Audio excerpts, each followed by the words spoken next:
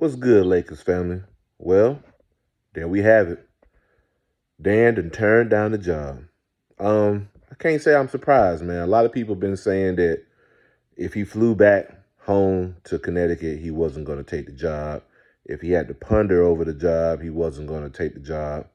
And to be honest with you, man, I'm not tripping over spoiled milk, man. It's like if he didn't want the job, he's not the coach for the Lakers. He's just not the guy that we need moving forward. Would he have been a good hire? I'm sure he would have been, but we want who wants the job, and Dan didn't want the job. I guess those reports about 8 years, 100 million was off. A lot of people need to realize, Jeannie Buss doesn't have the capital like some of these other owners do. So her offering him a 6-year deal for 70 million was probably the best that she could come up with, to be honest with you. That wasn't enough to lower him from UConn. So I feel like, I wish him luck at UConn. He's a damn good coach in college. We don't know if that would have translated to the NBA or not. We did like his style. We did think his style was inventive. I like the way he used his bigs. I like the way he used his guards. He had big guards as well. The Lakers have some tall guards that need to be groomed. Of course, we got Max Christie and Jalen Hood-Schifino, so I thought him coming would be good for the younger core. Not necessarily good for Bron and AD, but for what we're trying to build after those guys or with AD. But like I say, he didn't choose a job. Lakers fans, I wouldn't cry about it or be let down. Oh, man, nobody wants the Lakers job. Nobody wants to come to L.A. Oh, that's false, man. Somebody's going to come to L.A.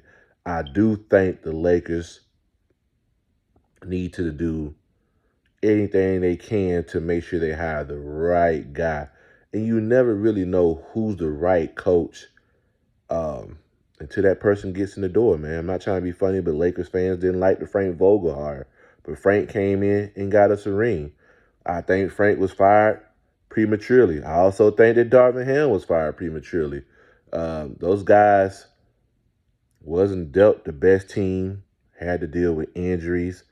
And I don't know if the Lakers brass realized that, like, it's just not much you can do when AD went down against Phoenix. There's not much you can do when you face Denver 2 years in a row and you're missing Christian Wood or you're missing Vandy. So, I mean, those are those are unfortunate circumstances that any coach would have to deal with. Now, did Darvin have some messed up rotations and some weird head scratching stuff? Of course, but I feel like the Lakers just want to strike gold so bad, but they have to realize a coach got to grow with a team just like the players got to grow together. It take time to build that nucleus and chemistry. Most coaches ain't winning in their first or second year. It take 3, 4, 5 years for a coach to finally get the team that he need to win. You don't see Denver firing their coach. Look at Milwaukee with Bud. They got rid of their coach. Now look at them. So we're going to be in the same boat as them. Not trying to be funny. Could it be that the next coach doesn't want to coach someone like LeBron James? Maybe they feel like LeBron might have too much power over the organization.